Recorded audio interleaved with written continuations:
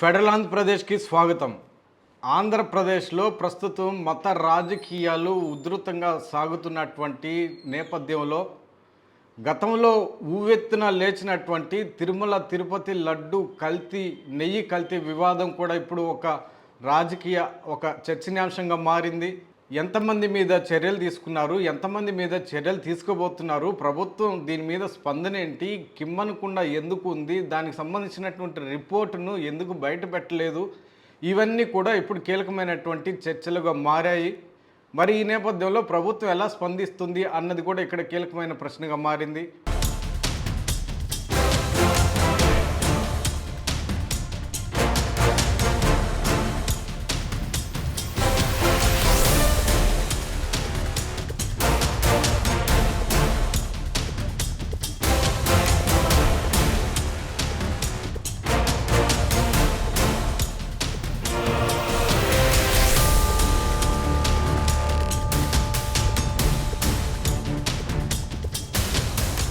ముఖ్యమంత్రి నారా చంద్రబాబు నాయుడు, ఉప ముఖ్యమంత్రి పవన్ కళ్యాణ్లు తిరుమల తిరుపతి లడ్డు ప్రసాదంలో కీలకంగా ఉపయోగించేటువంటి కల్తీలో నెయ్యి జరిగింది అని వాళ్ళిద్దరూ గళమెత్తారు, గొంతెత్తారు.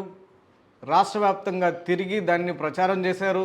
నెయ్యిలో పంది కొవ్వు, ఆవు కొవ్వు కలిసిందని వాళ్ళు విమర్శలు గుప్పించారు. భక్తుల మనోభావాలు దెబ్బతినే విధంగా గత ప్రభుత్వం, వైసీపీ ప్రభుత్వం, వైఎస్ జగన్మోహన్ రెడ్డి వ్యవహరించారు అని విమర్శలు తీవ్రస్థాయిలో గుప్పించారు. ఆ మధ్య కాలంలో ఇది ఒక పెద్ద సంచలనాత్మకమైనటువంటి రాజకీయ అంశంగా మారింది. మతపరమైనటువంటి అంశం అయినప్పటికీ అది రాజకీయ రూపాంతరం చెందింది అన్న చర్చ కూడా వచ్చింది. ఇది దేశవ్యాప్తంగా చర్చగా మారింది. దేశవ్యాప్తంగా ఉన్నటువంటి తిరుమల తిరుపతి వెంకటేశ్వర స్వామి భక్తుల మనోభావాలను ఇది తాకే విధంగా అప్పట్లో చర్చగా మారింది. ఆ నేపథ్యంలో ఒక అడుగు ముందుకేసినటువంటి ఉప ముఖ్యమంత్రి పవన్ కళ్యాణ్ ప్రత్యేకమైనటువంటి దీక్షను చేపట్టాడు. ప్రాయశ్చిత్త దీక్షను ఆయన చేపట్టాడు. కల్తీ నెయ్యికి పాల్పడిన వారిని క్షమించు భగవంతుడా అనే విధంగా ఆయన ప్రాయశ్చిత్త దీక్షను ఆయన దిగారు. ఆ సందర్భంగా ఆయన పలు దేవాలయాన్ని సందర్శించారు. ఆ సందర్భంగా మెట్లను శుద్ధి చేసే కార్యక్రమాన్ని కూడా చేపట్టారు. అనంతరం దీక్ష ముగింపు సందర్భంగా తిరుపతిలో ఒక భారీ బహిరంగ సభను ఏర్పాటు చేశారు. వారాహి డిక్లరేషన్ అక్కడ ప్రకటించారు. అనర్గళంగా హిందీలోను, ఇంగ్లీష్లోను, తమిళ్లోను, తెలుగులోను అనేక భాషల్లో ఆయన ప్రసంగం కొనసాగించారు. ఆ సందర్భంగా తనను ఒక సనాతనవాదిగా హిందూ ధర్మాన్ని పరిరక్షించే నాయకుడిగా, కార్యకర్తగా, వ్యక్తిగా తనను తాను ప్రొజెక్ట్ చేసుకున్నాడు, ప్రచారం చేసుకున్నారు, డిక్లరేషన్ చేశాడు. ఇది అప్పట్లో బాగా చర్చనీయాంశంగా మారింది. మొత్తం మీద ఈ ఎపిసోడ్లో ప్రభుత్వం అయితే ఒక సిట్ను ఏర్పాటు చేసింది. నిజ నిజాలను ఎగ్గు తేల్చడానికి రాష్ట్ర ప్రభుత్వ పోలీస్ అధికారుల నేతృత్వంలో ఒక ప్రత్యేక దర్యాప్తు బృందాన్ని ఏర్పాటు చేసింది. అయితే ఇక్కడ కీలకమైన అంశం, ప్రభుత్వ పెద్దలుగా ఉన్నటువంటి ముఖ్యమంత్రి, ఉప ముఖ్యమంత్రులే హిందువుల వెంకటేశ్వర స్వామి భక్తుల మనోభావాలు దెబ్బతినే విధంగా వ్యవహరించడం ఏంటి? దర్యాప్తు చేపట్టి ఎవరైతే నిందితులుగా, దోషులుగా తేలుతారో వాళ్ళని కఠినంగా శిక్షించాలి. మరి అది చేయకుండా ప్రచారం చేయడము ఏంటి అన్న ప్రశ్నలు అప్పుడు పెద్ద ఎత్తున వినిపించాయి. ప్రకాష్ రాజ్ కానీ, ఇతర ప్రజాస్వామిక వాదులు కానీ, వామపక్షాలు కానీ ప్రభుత్వం అనుసరించినటువంటి విధానాన్ని నిలదీశారు, ప్రశ్నించారు. ఇది కూడా అప్పట్లో ఒక చర్చగా మారింది. దీనిపైన అంతకుముందు ప్రభుత్వంలో ఉన్నటువంటి వైసీపీ, జగన్మోహన్ రెడ్డి స్పందించారు. ఆ పార్టీ నాయకులు కూడా తీవ్రంగానే స్పందించారు. ప్రభుత్వం చేస్తున్నది తప్పు అని వాళ్ళని నిలదీసే ప్రయత్నం చేశారు. పవిత్రమైనటువంటి లడ్డు ప్రసాదంలో ఎవరైనా కల్తీకి పాల్పడతారా, జంతువుల కొవ్వును ఎవరైనా కలుపుతారా అన్న అంశాలను కూడా వాళ్ళు ప్రశ్నించారు, లేవనెత్తారు. ఆ సందర్భంగా ఆ పార్టీకి చెందినటువంటి రాజ్యసభ సభ్యులు వైవి సుబ్బారెడ్డి సుప్రీంకోర్టును ఆశ్రయించారు.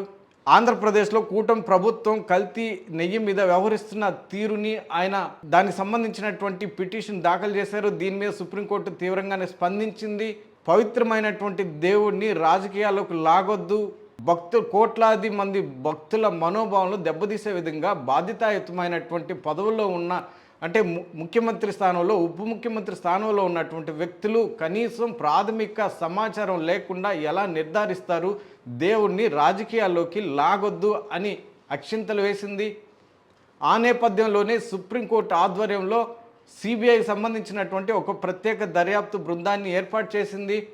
దాదాపు 175 రోజుల పాటు అది విచారణ చేసినటువంటి సిబిఐ ప్రత్యేక దర్యాప్తు బృందం 675 పేజీలు కలిగినటువంటి ఒక నివేదికను ప్రభుత్వానికి సమర్పించింది, సుప్రీంకోర్టుకు సమర్పించింది. ఆ నేపథ్యంలో కీలకమైనటువంటి అంశాలను ఆ దర్యాప్తు బృందం వెలుగులోకి తీసుకొచ్చింది. నెయ్యి కల్తీలో జంతువుల కొవ్వు అంటే ఆ ముఖ్యమంత్రి ఉప ముఖ్యమంత్రి ఆ పార్టీ నాయకులు ఆరోపించినట్లుగా నెయ్యి కల్తీలో జంతువుల కొవ్వు కలిసి లేదు, అంటే ఆవు కొవ్వు కానీ పంది కొవ్వు కానీ లేవు, వాటి అవశేషాలు లేవు, కేవలం సింథటిక్ సంబంధించినటువంటి అంశాలు పదార్థాలు నెయ్యి కల్తీలో ఉన్నాయి అని సిబిఐ నిర్ధారణ చేసింది. దీని మీద ప్రతిపక్షంలో ఉన్నటువంటి వైసీపీకి ఒక బలమైనటువంటి ఆయుధం దొరికినట్లయింది. అప్పటి వరకు దానిని ప్రజల్లోకి విస్తృత స్థాయిలో ప్రచారం చేస్తూ వస్తున్నటువంటి ముఖ్యమంత్రి మీద, పవన్ కళ్యాణ్ మీద, కూటమి ప్రభుత్వం పైన వైసీపీ నిలదీసే ప్రయత్నం చేసింది, ప్రశ్నలు సంధించింది. ప్రాథమిక సమాచారం లేకుండా కేవలం కావాలని వైసీపీని బదనాం చేయడానికి, జగన్మోహన్ రెడ్డిని కార్నర్ చేయడానికి ఈ రకమైనటువంటి వ్యూహం ఎత్తుగడలు వేశారు అని బలమైనటువంటి ప్రశ్నలు సంధించే ప్రయత్నం చేసింది. ఈ సిబిఐ ఇచ్చినటువంటి సిబిఐ నివేదికతో అప్పటి వరకు భారీగా ప్రచారం చేస్తూ వస్తున్నటువంటి చంద్రబాబుకి, పవన్ కళ్యాణ్కి చెక్ పెట్టినట్లయింది. అంటే ఇక్కడ ఒక అంశం కూడా తెరపైకి వచ్చింది. కేంద్ర ప్రభుత్వ పెద్దలు కావాలని ఈ అంశాన్ని సిబిఐ ద్వారా వెలుగులోకి తీసుకొచ్చి కావాలని చంద్రబాబుకి, పవన్ కళ్యాణ్కి చెక్ పెట్టాలని చూశారు అన్న చర్చ కూడా అప్పట్లో వినిపించింది. ఇప్పటికీ అది కొనసాగుతూనే ఉంది.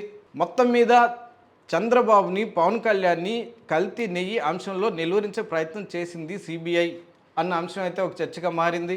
సిబిఐ నివేదిక ఇచ్చిన తర్వాత ముఖ్యమంత్రి నారా చంద్రబాబు నాయుడు ప్రభుత్వం మరో ఏకసభ్య కమిషన్ని తెరపైకి తీసుకొచ్చింది. ఆంధ్రప్రదేశ్ మాజీ ప్రభుత్వ ప్రధాన కార్యదర్శిగా పనిచేసినటువంటి దినేష్ కుమార్ని ఆ కమిషన్కి నియమిస్తూ ఒక విచారణ చేపట్టి ఒక నివేదికను అందించాలి అని ఆదేశాలు జారీ చేసింది. ఆ నేపథ్యంలో దినేష్ కుమార్ నేతృత్వంలోని ఏకసభ్య కమిషన్ నిర్ణయించిన గడువు లోపలే అక్కడ విచారణ చేపట్టి ఆ నివేదికను ప్రభుత్వానికి అందజేసింది.